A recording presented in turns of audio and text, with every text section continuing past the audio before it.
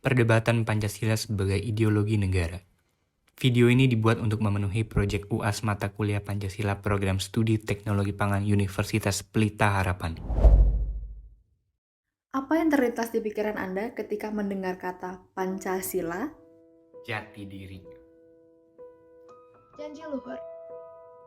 Fondasi bangsa. Hasil perjuangan. Bukti kesetiaan. Pemersatu keberagaman.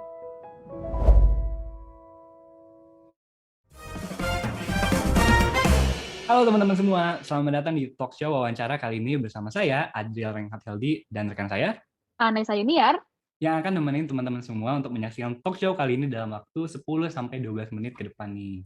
Bener banget, Dri. Oh ya, kamu udah tahu belum, Dri, topik talk show kita kali ini apa? Wih, apa tuh Nes? Di-spill dulu boleh kali? Boleh banget dong. Jadi topik kita kali ini itu perdebatan Pancasila sebagai ideologi negara. Wah, menarik banget topiknya Nes. Tapi bukan topiknya aja nih yang keren, tapi kita juga udah menghadirkan narasumber yang berkontribusi besar dalam hal pengembangan Pancasila di Indonesia. Nah, tanpa berlama-lama lagi, langsung saja kita sambut kedua pembicara kita, yakni Ibu Iren Kamelin Sinaga, selaku Direktur Pembudayaan Badan Pembinaan Ideologi Pancasila, dan Bapak Prayogo, selaku Manajer Riset dan Program Yayasan Karakter Pancasila. Selamat datang, Bu Iren dan Pak Prayogo. Hai, Mas Selamat Adrian, datang. Mbak Vanessa. Iya. Terima kasih nih Bu, Pak, udah menyempatkan waktu untuk melakukan sesi wawancara bersama kami.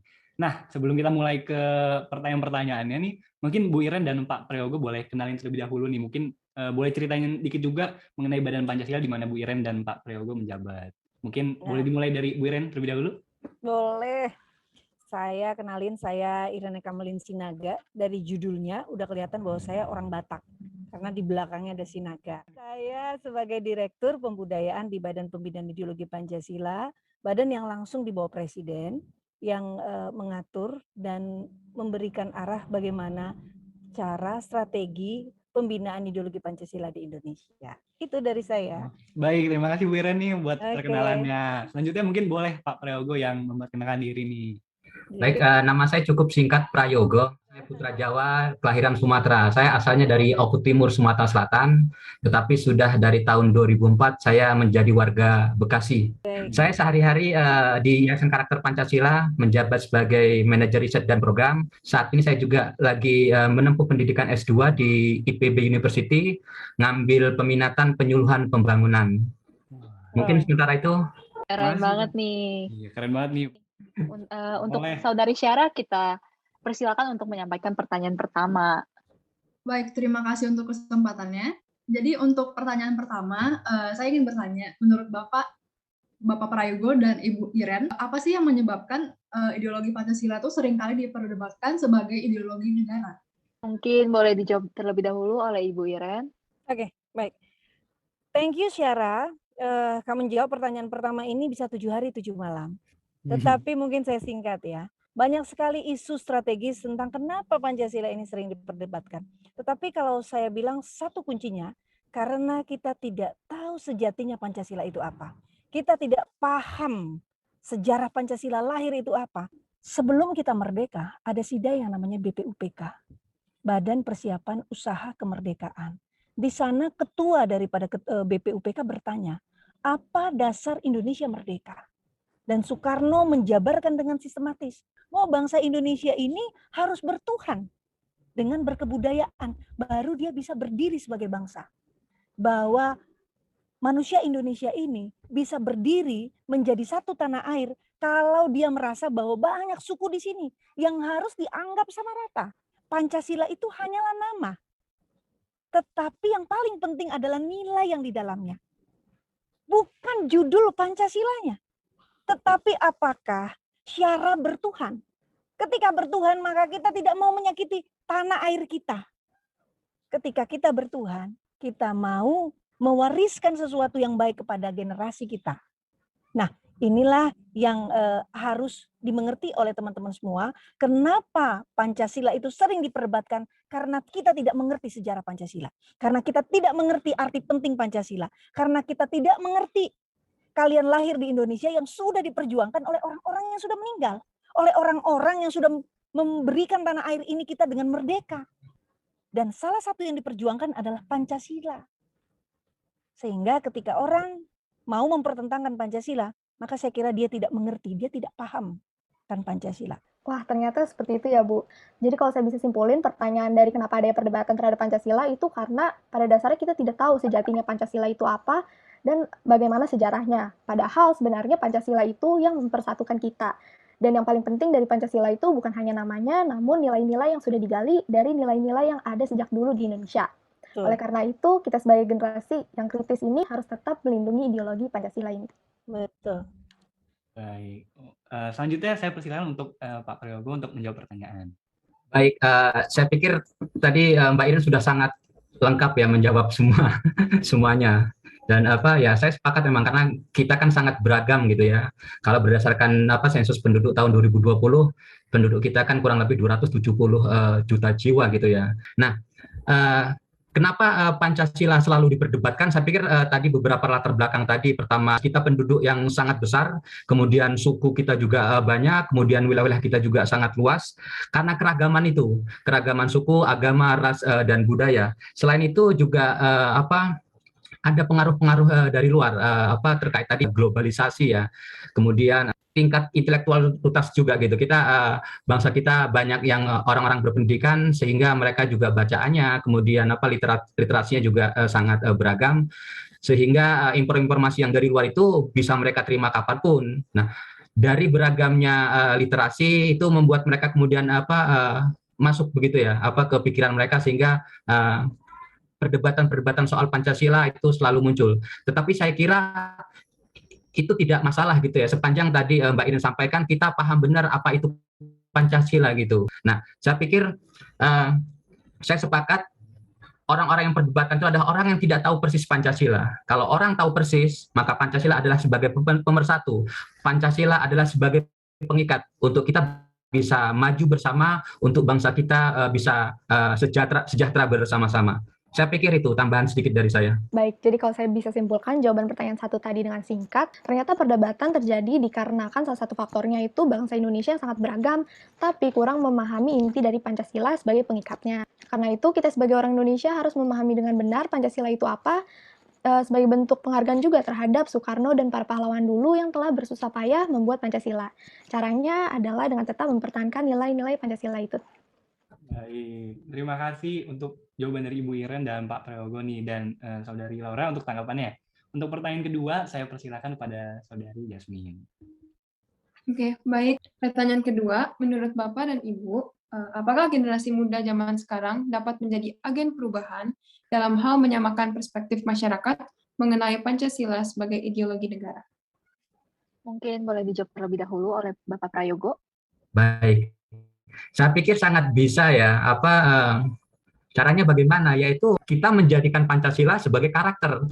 Kalau kami di Yayasan Karakter Pancasila sudah beberapa tahun ini mengenalkan Pancasila di kalangan anak muda, baik itu SMA, SMP, dan mahasiswa, dengan cara menurunkan Pancasila dalam 5 spiral karakter.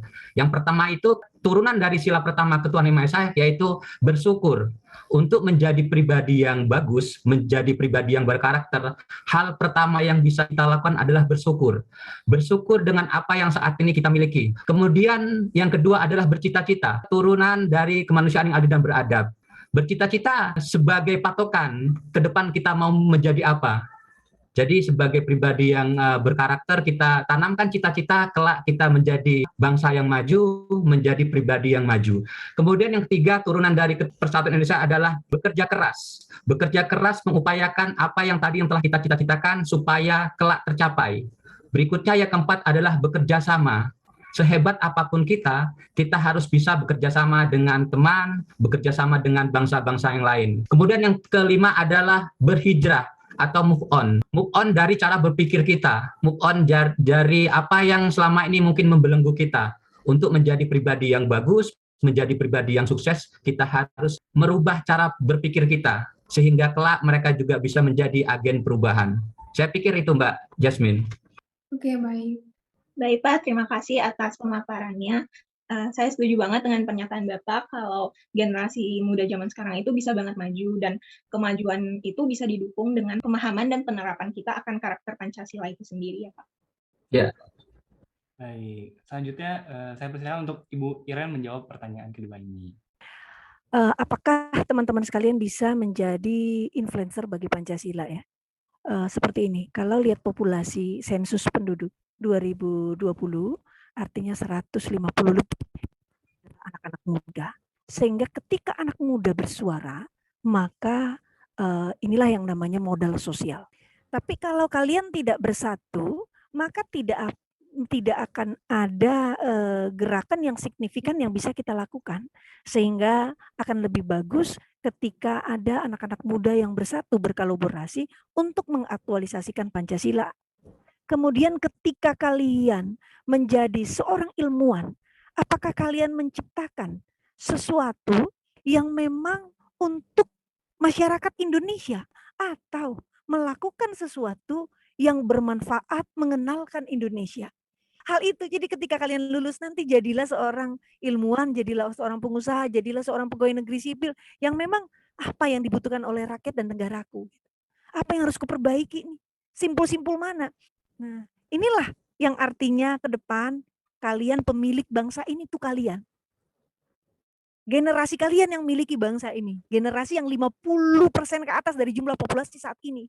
Nah, sehingga inilah yang harus kita tekankan. Dari sekecil mungkin mengajak teman-teman, ayo dong belajar yuk. Ayo dong kita lihat Pancasila kita yuk. Ayo dong lihat dong. Ayo dong sama-sama dong gitu. Biar kita pinter, biar kita bangun nanti bangsa ini gitu. Itu. Jadi apakah anak-anak muda bisa menjadi influencer Pancasila, bisa menjadi akan perubah bangsa dan negara, itu bisa sekali. Potensi kalian luar biasa. Sehingga ketika kalian mau kesempatan itu datang, globalisasi berarti kalian bisa melihat dunia, bisa menjangkau dunia, bisa belajar apa saja, tetapi belajarlah akar negara. Jas merah, jangan melupakan sejarah. Karena ketika kamu tidak tahu sejarahmu, maka kamu akan maju tanpa mengetahui petunjuk. Thank you. Baik Bu, terima kasih atas pemaparannya. Jadi bisa kita lihat di sini kalau Ibu Iren dan juga Bapak Prayogo sependapat kalau generasi muda itu bisa banget memajukan negara. Dan hal itu bisa dimulai dengan memahami akan Pancasila dan juga menerapkan Pancasila dalam kehidupan kita. Baik, terima kasih untuk jawaban dari Pak Prayogo dan Ibu Iren serta dari Saudara Bella nih untuk tanggapannya. Nah, gak berasa banget nih, kita udah di penghujung talk show kali ini. Tapi sebelum kita akhiri, mungkin Ibu Iren dan Pak Prayogo nih boleh kasih sepatah dua kata motivasi mengenai Pancasila sebagai ideologi negara untuk kita, generasi-generasi anak muda. Baik, mungkin boleh dari Ibu Iren terlebih dahulu nih Bu. Baik, Pancasila sebagai ideologi negara sudah final. Sehingga paham atau nilai-nilai dari Pancasila itu harus melekat pada diri kita semua. Paham dengan sepaham-pahamnya. Makna sejati sejarah dari Pancasila. Di depan saya ini hadir orang-orang yang luar biasa. Calon-calon pemimpin masa depan. Calon-calon perubah daripada Indonesia. Ingatlah, kita sudah lama merdeka. Dan dasar daripada negara merdeka itu adalah Pancasila. Kenapa? Karena kita merdeka itu dengan bersatu. Jadi para menteri, calon-calon menteri yang ada di depan saya ini, calon presiden yang ada di depan saya ini, tetap semangat dan tetap sayangi Pancasila. Siap Bu. Baik, terima kasih untuk Ibu Iren kalimat motivasinya. Selanjutnya saya persilakan Bapak Prayogo. Baik, saya sepakat juga bahwa Pancasila sudah final sebagai ideologi bangsa kita. Pancasila tidak sebatas ideologi, tetapi Pancasila bisa membantu kita untuk menjadi pribadi yang sukses, menjadi pribadi yang berkarakter, yaitu dengan spiral karakter Pancasila, dengan 5B, bersyukur, bercita-cita, bekerja keras, bekerja sama, dan berhijrah. Bangsa maju, bangsa yang mempunyai karakter.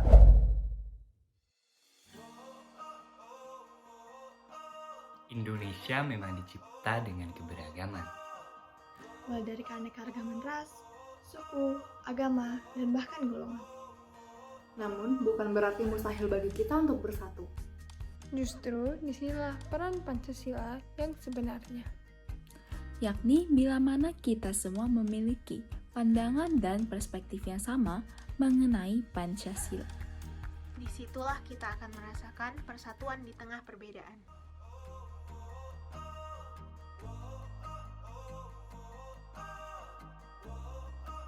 Salam Pancasila.